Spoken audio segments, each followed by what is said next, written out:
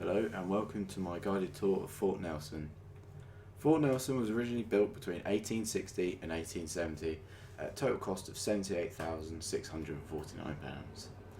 Fort Nelson is one of 5 Portsdown forts built as a result of the 1859 Royal Commission by Lord Palmerston in fears of a French land attack. The main concern was defending Portsmouth Dockyard, which was only 8 kilometres away, and a series of 6 forts were built along the 10-kilometre ridge from west to east. There are Forts Fareham, Wallington, Nelson, Southwark, Widley and Pembroke. The 1859 Royal Commission was produced because of fears of a French attack. The French had been building ships in a dockyard opposite, which is only 60 miles from Portsmouth, and they feared that Portsmouth would be a main target for the French attack if they were going to invade. So here in the entrance of Fort Nelson, the elephant in the room is Big Babylon. This is only 2 sections of the gun. However, the fully completed article would consist of 26 of these components. It would have been 156 meters long and weighed around 2,100 tons. The bore was a meter across and was originally intended to shoot a projectile into orbit. However, it was only fired horizontally as a test. It was never used for its original purpose. Another problem with the gun is that it could not be moved, so if it had been used to shoot at other countries or opposing forces, it could easily be destroyed by artillery and air force. The gun was commissioned by Saddam Hussein. He got an English engineer to produce it. The sections of the gun were produced in different factories around England, so that the secrecy of the project could be kept. Also on display in the entrance of the fort is the 2 guns from Sweden, one dating from 1972 and the other from 1983. These were considered very reliable, accurate guns that were very popular with troops at the time due to their simplicity and their ease of use. So looking at some older examples of weaponry used, they've got a captured gun from a Napoleonic War dating back to 1863.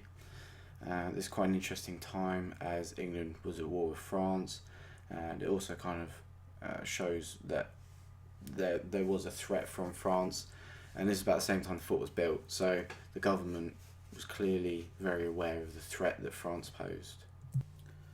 A little bit of history about who built the fort.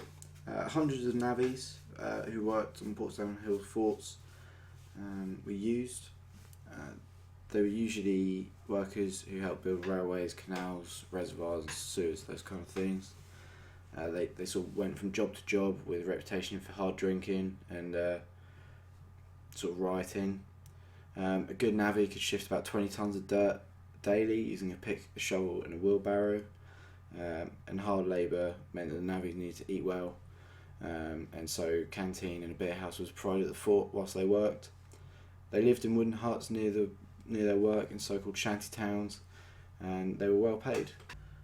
The fort was constructed by digging a big hole into the ridge of the hill, which was then filled with a layer of concrete and built up with bricks. Over 4 million bricks were used to construct the fort. Here you can see an original cannon that was installed in the fort, and this is the shell that it would have fired. This is a 7-inch lead coated shell, and this could be fired at a total distance of 3,600 yards. There are approximately 50 of these cannons dotted around the fort. Obviously there are other cannons that were used to defend the fort from different locations depending on distances they needed to shoot.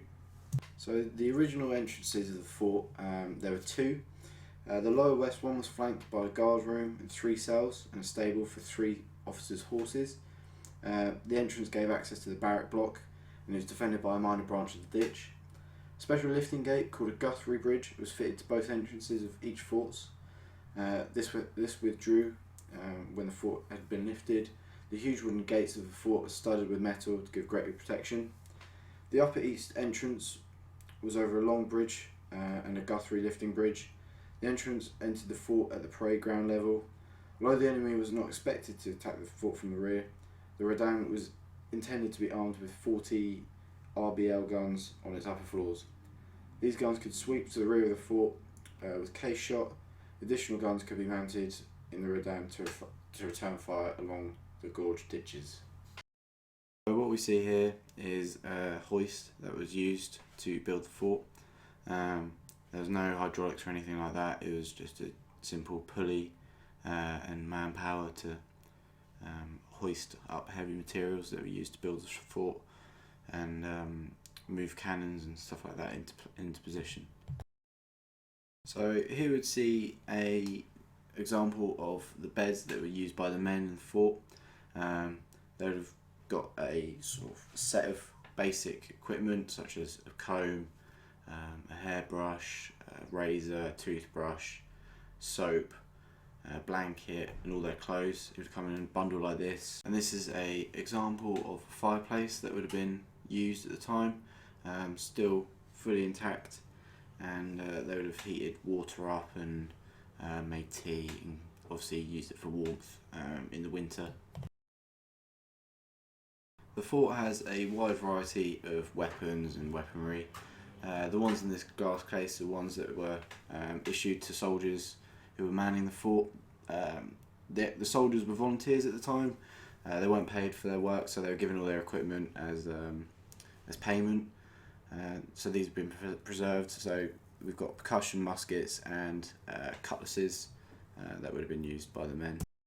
So in the medical room, they've got an example of one of the pumps they would have used to get water to the troops. This one was actually from the courtyard and is original to the fort. So as part of the museum display, they've got examples of post and pre-Nightingale reforms. The pre-Nightingale reform beds were just simply hay and a blanket on the floor, and not very hygienic and caused more deaths than the injuries themselves. And as you can see, there's an example of a post-Nightingale bed, and it's raised off the ground. It's a lot cleaner. The fort did actually see a few injuries, mainly through accidents such as maintaining weapons and construction and stuff like that. There wasn't many injuries from combat. So the fort has managed to find, when they were restoring the fort, a few personal items. There's items such as maps of France found in officers' quarters, some trench art, which is the shells which have been made into art, some model cannons. They were used to help build the fort, sort of give size and dimensions of how big each room needs to be, and how big each cannon port needs to be. And there's other items such as like hairbrushes and poetry and love letters and that kind of thing.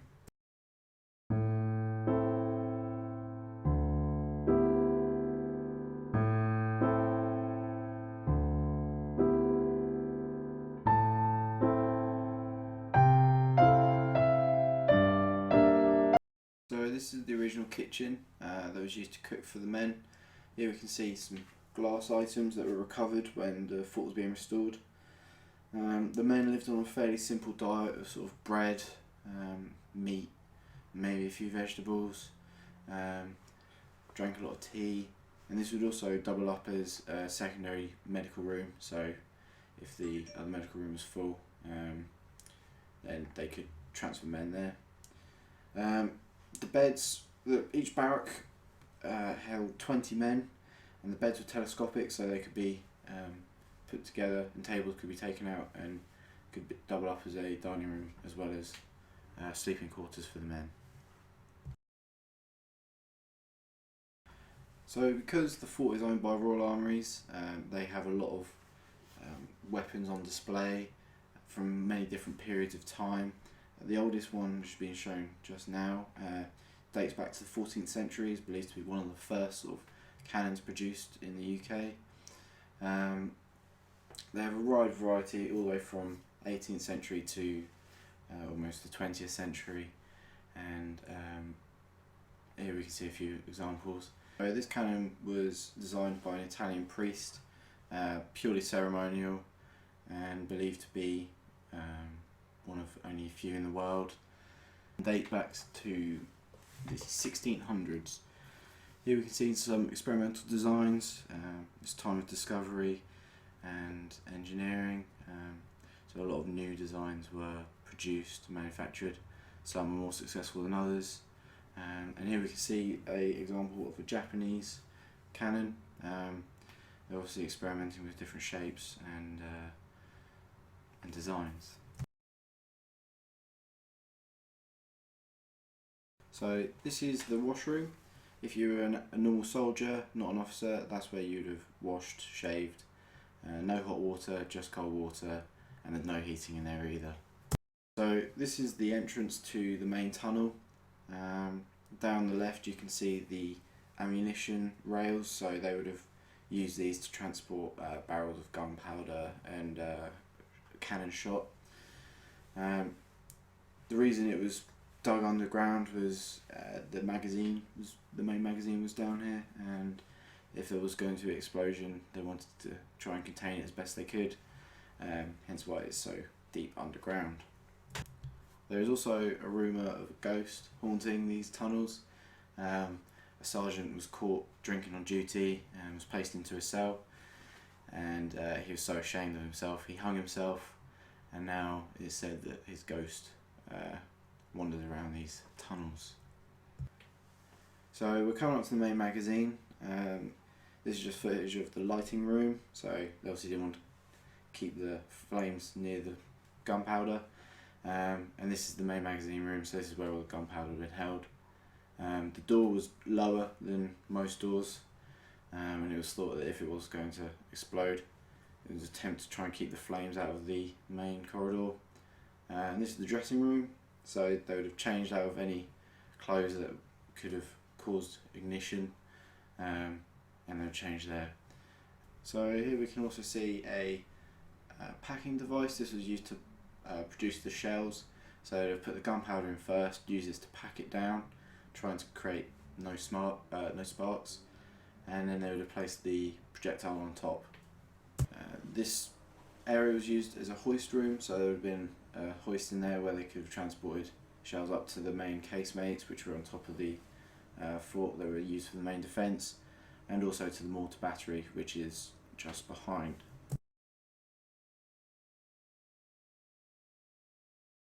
So this area you can see now is the northern Caponier. This is the roof of it, and you can make out in the distance some firing steps. This was very close to the mortar battery, and as you can see the mortar battery is sort of dug into the side of the walls to provide protection for the crew. So the area we're standing on was also used to spot any approaching force. Obviously it's a foggy day that the day we're filming, but you could see for a large distance over Meon Valley. We're on top of the firing steps at the moment, so the firing steps were there, so the soldiers defending the fort could shoot down at the opposing force, and then when they reloaded they could simply step down and it would provide cover. It was also angled that way so that the force attacking didn't have a very good angle to shoot at, whereas the defending force could maximise their sort of aiming angle. The row of ports alongside the Caponier was basically the second line of defence. If the opposing force was to get in, they could retreat to those areas, and that would effectively just become a killing field. The men could shoot through those gaps, and the force inside would have no hope really.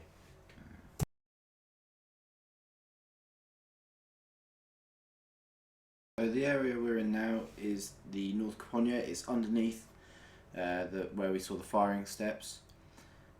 This area was used to fire on attackers who got a bit lower. There's also room for cannons in here, and was the very northern point of the fort. The design of it allowed the guns to shoot down the side of the wall, so if the attacker managed to get down the sheer rock face to try and breach the walls, These cannons had full line of sight all the way down the walls, and any attacker down there would have been fairly easy to hit. And these are on 2 stories, so there would have been 4 cannons on each story, so a total of 8 cannons covering both sides of the walls. So maximum defence really, and they were designed to hold very heavy cannons. The cannons were actually changed from sort of the original muzzle loading cannons to breech loading, so they didn't have to pull the gun back to reload it. They could simply just reload it from behind and keep on firing. It's estimated that they could get around 3 or 4 shots off a minute. So this is the tunnel back out of the North Caponier, and this leads to the main parade ground.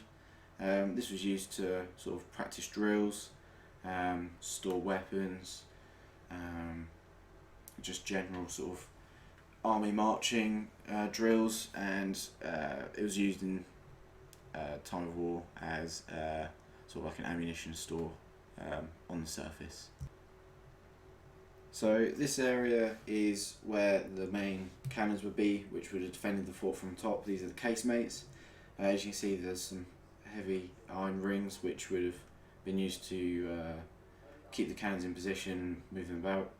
The stud on the floor was actually there for a Moncrief designed lever, so basically the cannon could be hoisted up using counterweights above the concrete, the level of the concrete, and when it was fired, the recoil of the gun would lower it back into that area, making it safe to reload again, so the crew would never be in line of sight of the enemy.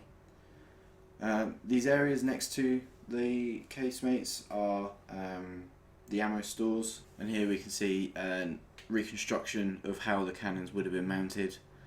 This one isn't a Moncrief design, however the one shown previously was. Going back to the ammo stores, on top there would have been a platform where the commander would have sat, and he would have literally just pointed at where he wanted his cannons to shoot.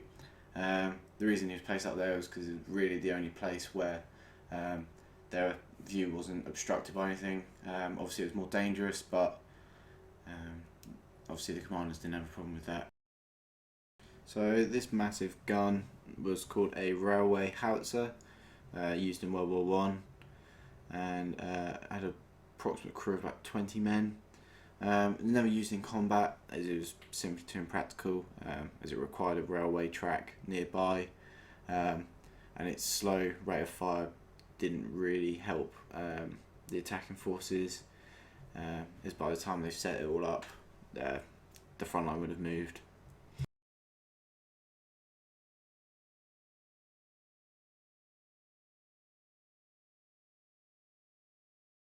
Finally, we see a 1970 howitzer used in Falklands being fired. 5, 4, 3, 2, 1. And just outside the fort, there's Nelson's column, the original one. Obviously, it was copied and placed in Trafalgar Square in London, but this is the original column to commemorate Nelson. It was actually rebuilt in 1880. But the bust at the top and the inscription remain the same.